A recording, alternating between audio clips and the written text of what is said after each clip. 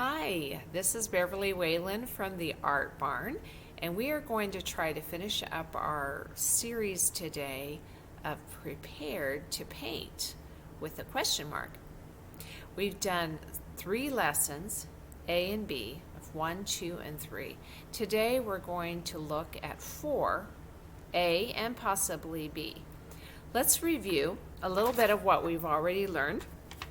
I have some notes here, and you might think of some questions. So if you do, email me, and I'd be glad to answer any of those. On week number 1, we looked at brushwork essentials. Brushwork is very important, and let's look at a few things that were important to remember. Of course, how to care for your brushes, and we will go over those, but let's name them first. We had a flat brush. This flat brush or an edge brush has an nice edge to it. Now you can use that this way, or you can use it this way. You can also fill it up and spread it horizontally, vertically, diagonally, but using it rather than pushing the bristles onto your canvas. You can obviously make straight lines any way that you choose. Then, here's another one. This is a square brush, or I don't know if you can see that very well. It's almost like a rectangle when you look at the bristles. So you can use the bristles this way, or you can use the edge of it, depending on what you're doing. Then we have a round brush. And a round brush is great for stippling, just pressing on the canvas with the end of it. Now, of course, the harder you press, the larger mark you're going to make, and the less you press, the smaller the mark is going to be. And that goes for all the brushes. The intensity that you press with really makes a difference. Now, here's a Filbert. Filbert is so versatile. A Filbert has rounded edges, and you can use that for curved lines very easily. There's usually a lot of curved lines when you're painting. I remember doing my colorful cow all with this Filbert brush. There were so many curved lines to do, so many shapes to make. Then we have, that's an edge brush. I have all of them. Here's a fan brush. Fan brush is great for grass and trees, and anytime you want to spread those bristles out, you can press. You can use part of it. You can use the whole thing. I do palm leaves with the fan brush, and it's very versatile. Then we have a liner brush. Liner brush is, let me see, let's go the opposite direction. The liner brush, let's see if I can push it to where you can see it better. There we go. Okay, there you go. Up against the dark. You can see it a little better. It's skinny, and the longer really you have, the longer liner you have. You can roll this brush and make very tiny lines with it. You can press harder and make fatter lines. It's very nice for detail. So those are the brushes I have. Of course, there's the palette knife that you often mix your paints with. This is a plastic one. You can get them in metal as well. You can easily make mountains with a palette knife. You can make whole paintings with a palette knife with a lot of practice.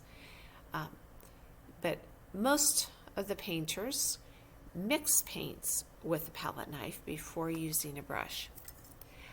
I use a lot of Q-tips. You can put 3 together and make, here's 3 together, you can make a bundle of leaves. There we go. See those? You can press on the ends and you almost have a heart shape there. It's nice for making patterns, wallpaper, patterns on clothing. It can be very useful. It can also be very useful to use a Q-tip when you want to remove paint that is wet And if you press it up against your canvas, and especially if you're using oils, you can remove that paint without a lot of trouble. Now with acrylics, it has to be wet in order to remove it. All right, so that kind of reviews our brushes. And to review how you clean them, you need to wash them thoroughly with Dawn dishwashing liquid or something that cuts the grease. I pour some into my hand. Can you see my hand? I pour the Dawn into here. I press the brush into my hand, go round and round, and make sure it's not hot water. If you use hot water, it will melt the glue. You want to use warm water. Go round and round till you get most of the paint out of it. Rinse it with cold water, and then press it on a bar of ivory soap and swipe it back and forth into its original shape, and that ivory soap will keep its shape. Don't worry about leaving the ivory soap in it. That will keep the shape. Then with just a little bit of water or oil paints, you'll be able to rinse that ivory soap off. When you dry your brushes, don't dry them downward because the bristles will not retain their shape. Don't dry them upward or the water will run down into the ferrule and destroy the bristles or destroy the glue that holds the bristles together in the ferrule. The best thing to do is lay it flat on a cloth or a drop cloth. After it dries, then put it in a container upright so it retains its shape. So that pretty much concludes lesson number 1. We also did the background of our painting. Now I'm going to turn the video towards my painting here in a minute. But those of you who have been following the lessons with me, remember that the atmospheric perspective is very important in the sky. It's darker at the top, it gets lighter towards the horizon because it's farther away. And there is also something called Ariel color loss. You're going to see warm colors in the foreground of a landscape, basically. And then backwards, you lose yellow. The 3 primary colors are the basic colors that you lose. You'll lose yellow first, and then as you go to the middle ground away from you, you're going to lose red, so that in the background, pretty much all the color you will see is blue or blues, a form of blue.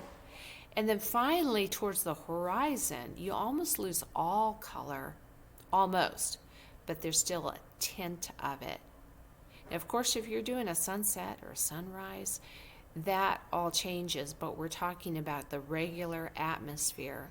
So there's a thing called Ariel color loss when you're looking at a landscape and when you paint a landscape. Remember to use the warm colors up front, the cool colors as you go back, and then finally you lose color into muted colors, foggy colors, vague colors, and finally no color at all towards the horizon.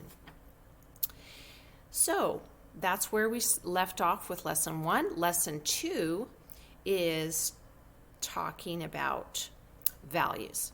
Now, if you have been with me, we made a value scale, and I'll show you mine.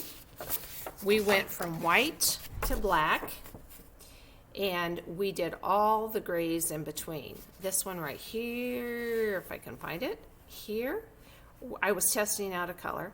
That's not matching it. In fact, it turned out way too dark. It was more like this way here. But a good way to do a value scale is to just start with white over here and add a little bit of black each time, and then eventually where you get to totally black on the other side. With mountains, we used 3 different values. With our mountains, we added 3 different levels of mountains. Of course, the lightest one was the one farthest away. We did gray first. We mixed white and black together first, and then we added some blue for the blue color of the mountains. Then the next set of mountains, another gray but a little bit darker.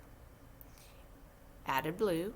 And then the third set of mountains, we did white and black, and then we added the blue to that color so that we had 3 different values of mountains, light, medium, and dark.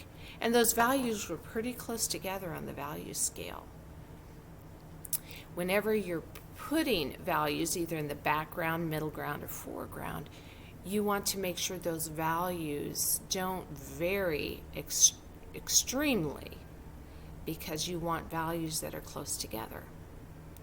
Then we, let's see, so we made those mountains, and value, the definition of value is the intensity of a color, whether it's strong or weak.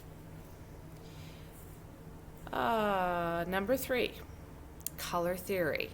If you have been following these, we did a color wheel based on color theory. We used our primary colors, yellow, red, and blue. After we placed those yellow, red, and blue, the primary colors, on the color wheel, we did our boxes or our squares, and those are forms mixing those primary colors, and we got what we call secondary colors. So when we mixed yellow and red, we got orange. When we mixed red and blue, we got purple, or violet is what we call it. And when we mixed yellow and blue together, we get green. The other thing we did was we mixed yellow with orange, and we got yellow orange. Orange with red, and got red orange. Red with violet, and we got red violet. Violet with blue, blue violet. Blue with green, green violet. Green with yellow, yellow green. Blue with green was blue green. And green with yellow was yellow green. Now, those little colors that are way in between, that are not secondary colors, are called tertiary colors. Now, if you looked at this as a wagon wheel, which you can't see that right now, but if you made it a great big circle, then you could see that there's all different colors in between. And theory is that you can mix yellow, red, or blue and get any color that you want.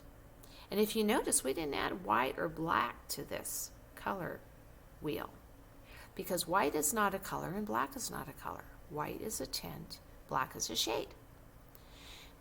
Now, we can determine value with white and black and then add color to it, but white and black are not considered to be on the color wheel itself.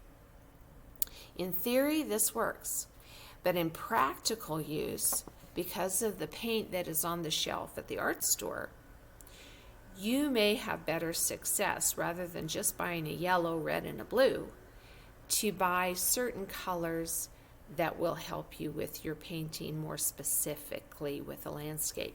First, we would start with the earth tones, and then we would have a warm yellow and a cool yellow, a warm red and a cool red, blue, a warm blue and a cool blue. And what's the difference? Well, most yellows and reds are considered warm colors, and yellows, blues, and greens and purples, to an extent, are considered cool colors. But you have variations. You even have a cool white and a warm white. So that can vary, but it's good to have an understanding of the color wheel where you can mix colors and get the result that you want. And in that lesson too, we added our foreground, which was 3 levels of green, 3 values of green. We had a dark green, a medium green, and a light green for our foreground. We also added a waterfall into our lake. But today is lesson number 4, so we are going to add some birch trees to our foreground. Finish up. We're going to check to see if there's anything we could do to just finish our painting and make it look, add some detail. The foreground is full of detail. Foreground is what you'll usually focus on, and in this case, the birch trees are going to be our focal point, or what we focus on in our landscape painting. Let's see if I missed anything. I'm going to go back to my list here. Primary, secondary, tertiary, foreground. We retain the yellows, reds. Then we lose the yellows. Then we lose the reds. Then we lose finally the blues. Lesson number 4, finishing our landscape painting. Horizon line, overlap. Okay, let's just go over a little bit of list with my painting here. I'm going to turn the camera so that you can see the painting, and I will continue to talk, but as I point to our painting, let's just have a little checklist here. I'm going to turn the light too so you can see the painting a little bit better. I hope it's not too glaring. Okay, and you may have to adjust your screen to make it fit. The horizon line, am I happy with it? Does it get lighter towards the mountains? Mine does. I'm happy with that. Overlapping edges is something we have to check. Now, once we do our birch trees, we may have to double check on this. When I do my birch tree, I'm going to make sure that I don't end my birch tree at the top of the mountain, where I could get confused with whether it's my birch tree at the top of the mountain or whether it's the mountain at the top of the mountain. So when I do my birch tree, I'm probably going to go all the way up here for perspective purposes, and so I don't overlap a different edge. If you get two edges on the same, of two different objects in the same place, it can be confusing for the viewer. Then, Ariel color loss, we talked about that, is good here. I think I need to add a little bit more yellows in my grass here and brighter colors toward the front, so I have some of the yellows here. There's really not much reds because this is a green area, but if I had red, I would probably have it in the middle ground and foreground, but not in the background. Then we have, I explained to you, warm lights and cool shadows. Whenever we have a light color in a painting and it's outside, it's probably going to be on a warm tint.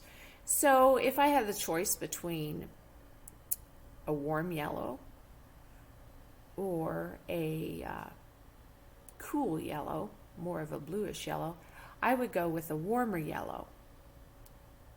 And anything where the sun was hitting, I would go with something warm. But then in my shadows, if I had to put shadows in, I would definitely use something with blue or gray or green, something that's a cool color. I just noticed that the top of my lake is not defined. And I think that's the first thing we'll do before I add my birch trees. I'm going to put some white on my palette. If you haven't added this line to yours, you may want to do the same. I'm going to put some white on my palette.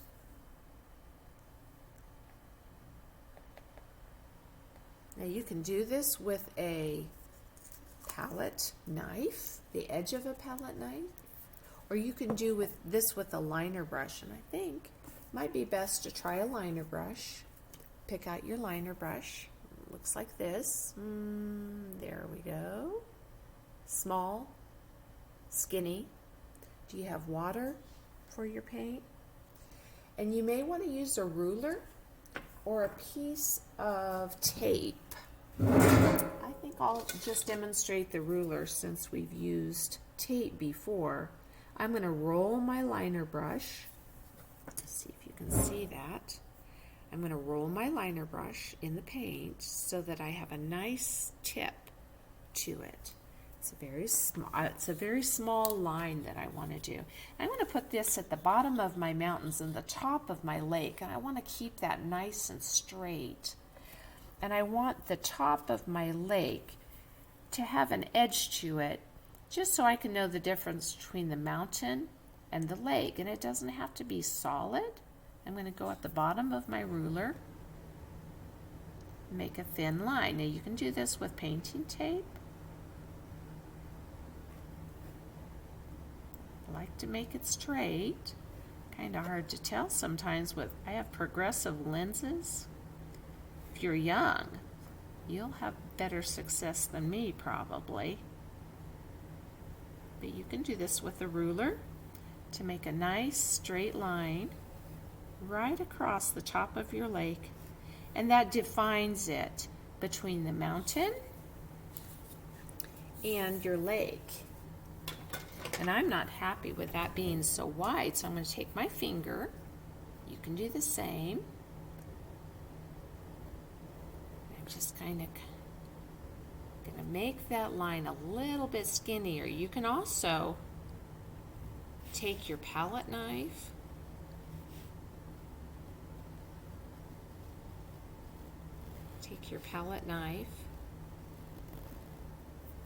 and scratch in a line there. But that separates it, it defines it, and that helps you to know the difference between the mountains and the lake. Also, above the waterfall, I put a few little splashes, and below the waterfall, I put a few little splashes. I'm going to grab a cup of water, because somehow that got lost.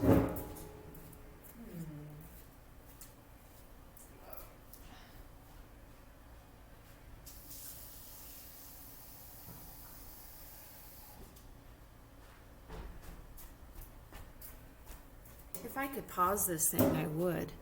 But I found that when I pause this, I lose everything. So, sorry about that.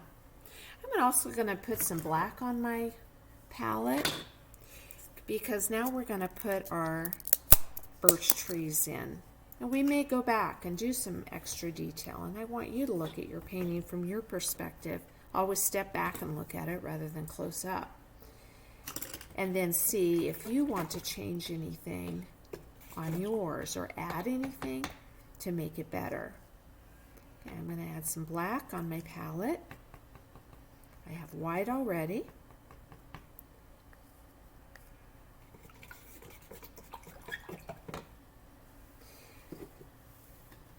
I think I need a little bit more white. And I'm going to need a flat brush in order to make the trunk of my birch trees. Birch trees are not necessarily straight, but it's nice to have a smaller brush where you can have a little bit more control. So if you look at my palette, I have black on it and I have white on it. I'm going to start with my white. I have a flat brush. Now, if you're not sure about where you want your trees or how to put it on, pause this video and get out a pencil. Draw your tree in. And then you can go back to your white paint wherever you want it. I'm going to add mine, I think, over on this side. And I'm just going to use the flat side of my brush. I'm going to make it rather crooked wherever I can. I'm going to turn my brush slightly so it gets thinner, skinnier as I go up. And then I'm going to go above those mountains and make it very skinny towards the top. Maybe even go off the canvas with the height of that tree. I'm going to load my brush again, and I'm going to make another tree. Usually the birch trees come in threes. Now I've seen them in twos. It could be that there's a trunk somewhere that's hidden underneath the grass. So if you want to make two or you want to make three, An artist usually goes with odd numbers for interest, and I don't know why that is. They just found, you know, down through history that odd numbers create an interesting amount of trees. I'm going different directions, see? And I'm making it thinner as I go up. It's always fatter at the bottom. And by the time I get up here, I'm going to even cross over and connect that a little bit more. Press a little bit harder towards the bottom so my trunk is wider at the bottom. Sometimes they grow in at the base of the tree together. Okay. Since it's better to do 1 or 3, and I've already got 2, I'm going to add the third one. Let's see, I'm going to make it a little bit further away though.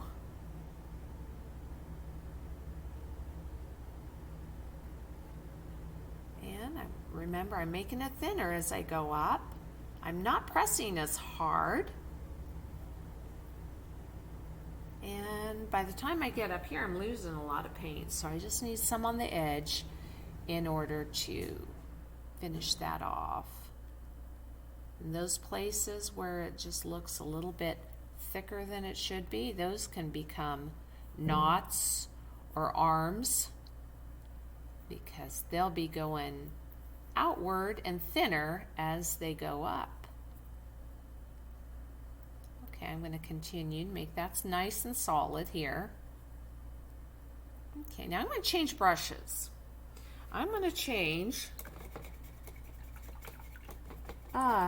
to a smaller flat brush so that I can do the side of that birch tree while it's wet. I'm going to do a little bit of, and I'm going to load my brush with a little bit of water, a little bit of black, but I'm not going to overdo it.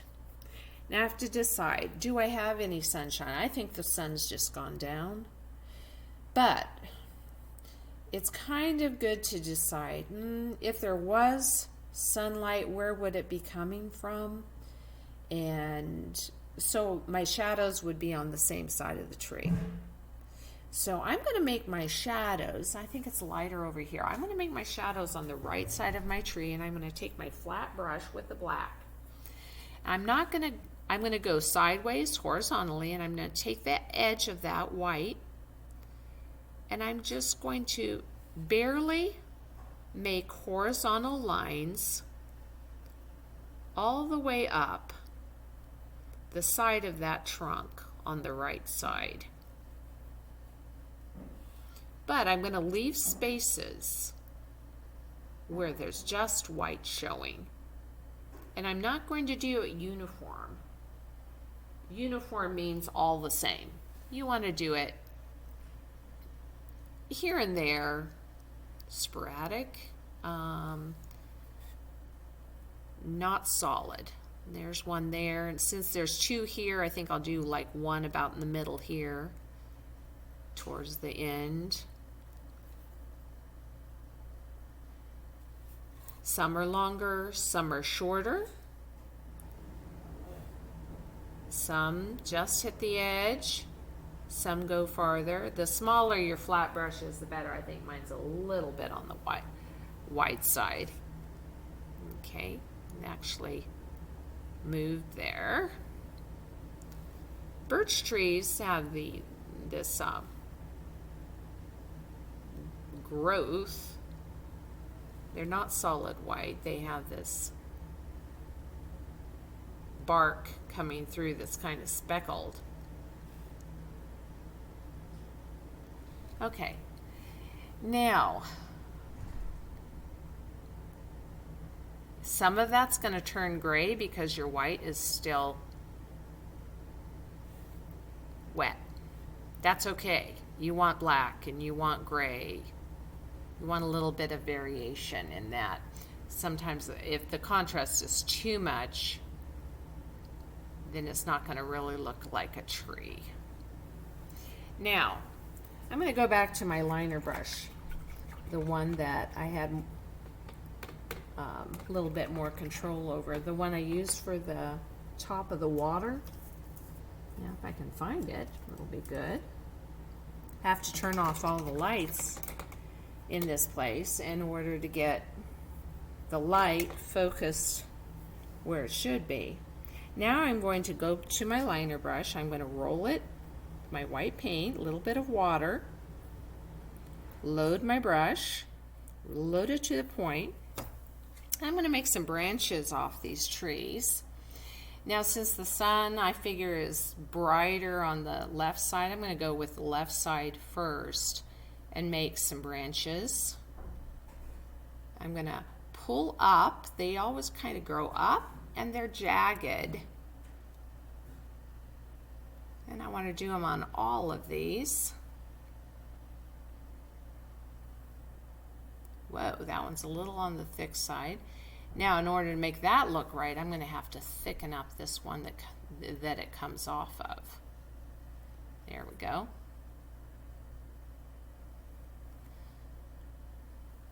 Now I'm going to load my brush again. And you can put these haphazardly. They don't have to be in a certain spot. There is a lot of angled lines. Now, the harder you press, the wider your line is going to be. And the lighter you go, the skinnier your branch is going to be. I'm pressing harder when I'm trying to connect. Okay, there's one there. And I'm trying to do as many as I can. And some are going to cross over into the next tree. I mean, some are going to look like they're in front of the other tree. If you're not sure of how to make these branches, try practicing a little bit.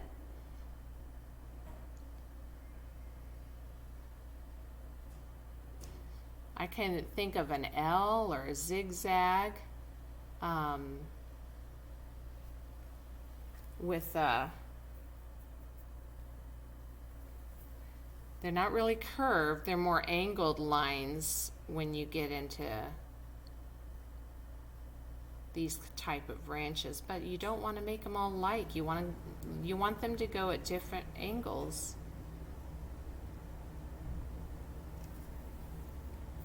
And if you see that it's not connecting with bigger at the trunk, you always want to do that too.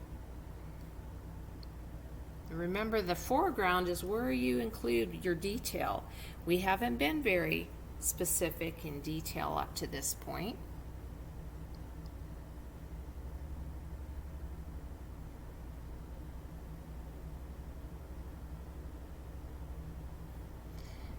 Now, I hope to remember before we stop that I'll go over the mahl stick for you. Mahl stick is very helpful if you're doing oils, because it's what Winston Churchill would use when he painted with oils. It's a stick with a round end that you can lean your hand on so that you don't mess up the existing paint on the canvas. Now, these are all from the left side, and I think you can see that.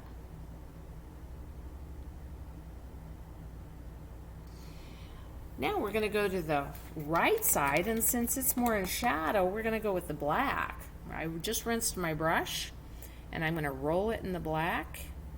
And I'm going to do the same type of branches, but on the other side, and probably not as many. But see, with birch trees, you see white and black.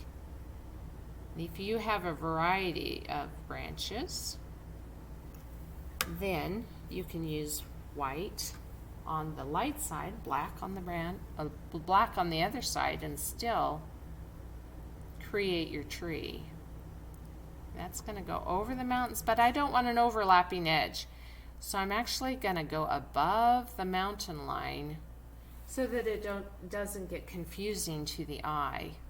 And that's a little bit longer branch, but I'm going to go over the edge of the mountain here and here, and then probably shadow underneath that branch. And I might put some white on top of it just so it doesn't look strange. Okay, that one gets lighter and skinnier as it goes up.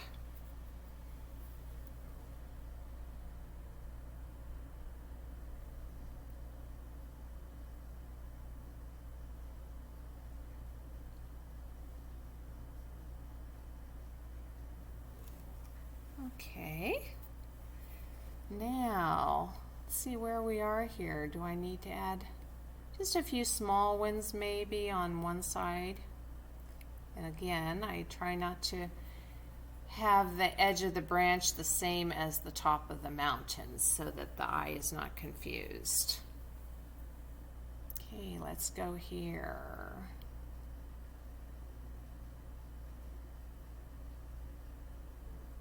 Cross over a little bit. This one looks a little on the thick side, so I'm going to put some black on the inside of that one for shadow, and then that makes it look a little bit smaller. Okay, now some of these white ones look a little too white, right? They don't have that black birch bark in there, so I'm just going to take my liner brush with the black on one side of that white, on the right side, of course, the shadow side. And that what that does is emphasize that branch.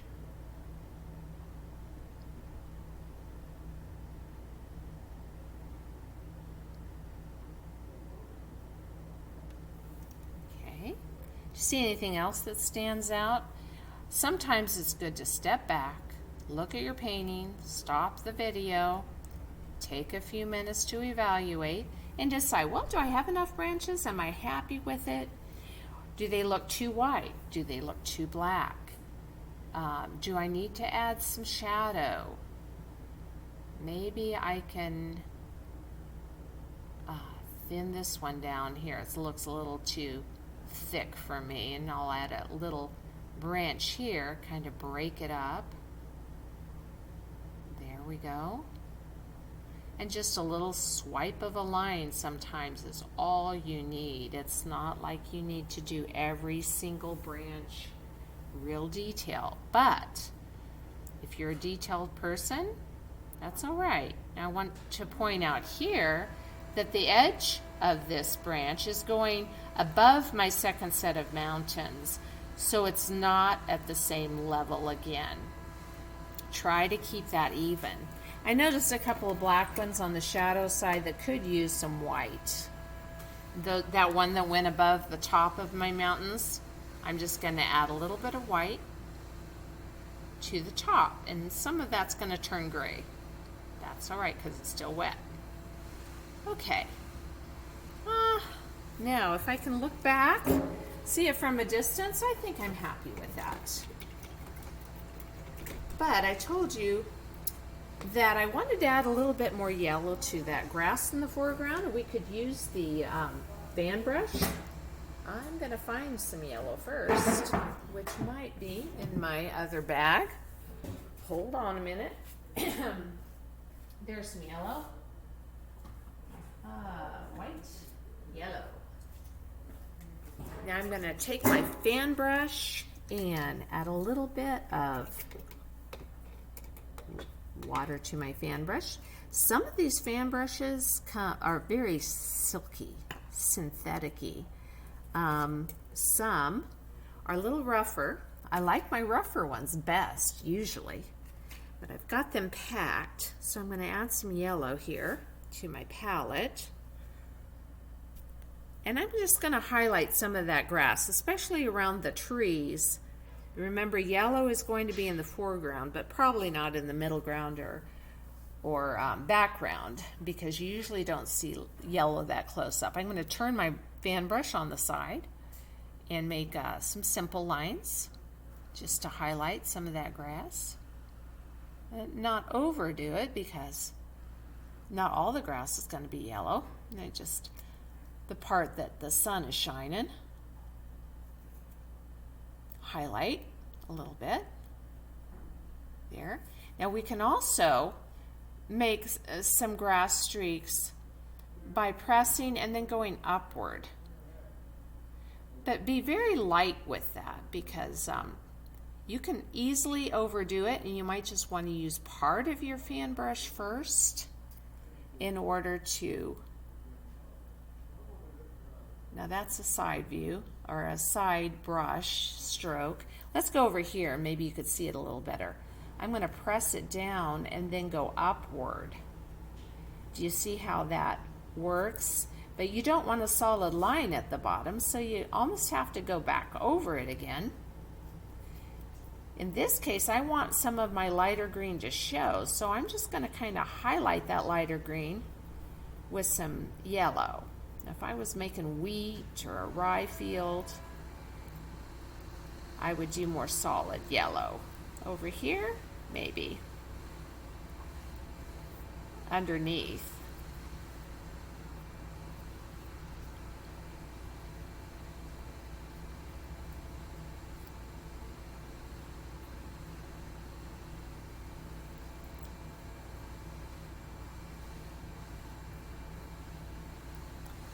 Okay, so for the foreground, so that one's quite bigger, and to define that a little bit, I'll turn it on the side, kind of frame the foreground with a little bit of yellow. As we go back, it's not going to be that bright. Maybe a little bit on the coast there. You'll see more. Kind of brightens things up, doesn't it?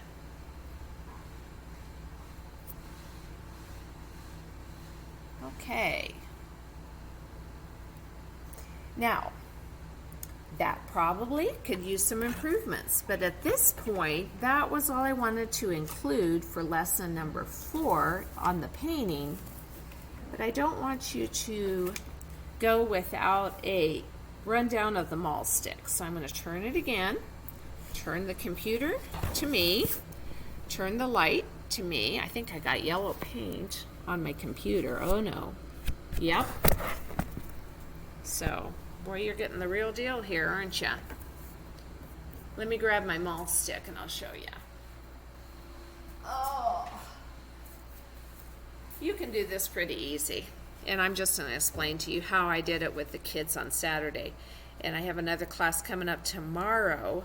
And I think all I'll do is just show them the one I already made. This is a dowel rod. Let's see if they have the measurements. I think it's about 1/4 of an inch.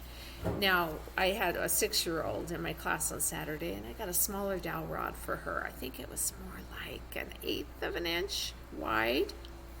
On the end of here is a styrofoam ball. My husband took a drill and drilled a 1/4 of an inch drill hole in the styrofoam ball. I put glue on the pole. I stuck it in the styrofoam, let it set. Then I took a cloth, muslin or cotton. This is actually canvas, it's thicker. If you had canvas, you could use just 1 layer. But if you had muslin or cotton, you probably want 2 layers. You cut out a square that's bigger than the ball. Cut the corners so it lays flat against. Put glue all over your styrofoam ball, put the cloth over, tie it with twine. Do the same thing again if you're using cotton. If you're using canvas, 1 should do it. And then put twine, knot it a couple of times, both sides, so it's secure. And then you have a mahl stick, and this is how you use it. I'm going to turn the camera again. See? There we go. If this was oils, this paint is acrylics and it's still wet, but maybe I wanted to add some detail to something, but I didn't want to rub against the wet paint, so I would set my mahl stick maybe diagonally, rest it on the end of my easel, and I would do my detail, and I would protect my painting from my hand while I do my detail. with oil paints, sometimes they stay wet for days, and this is a necessity with oil paints. With acrylics, you can probably let this dry in the next 10 minutes, then you could add your detail without a mahl stick. But I use a lot of oils, and you might want to too. So I wanted to show you how to make that. That concludes our lesson 4. Instead of having a lesson 4A and a lesson 4B, we're just going to make it a lesson 4 today. I will post this on YouTube.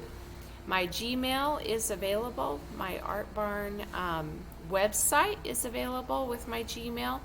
So forward any questions you have. I'd be glad to help out.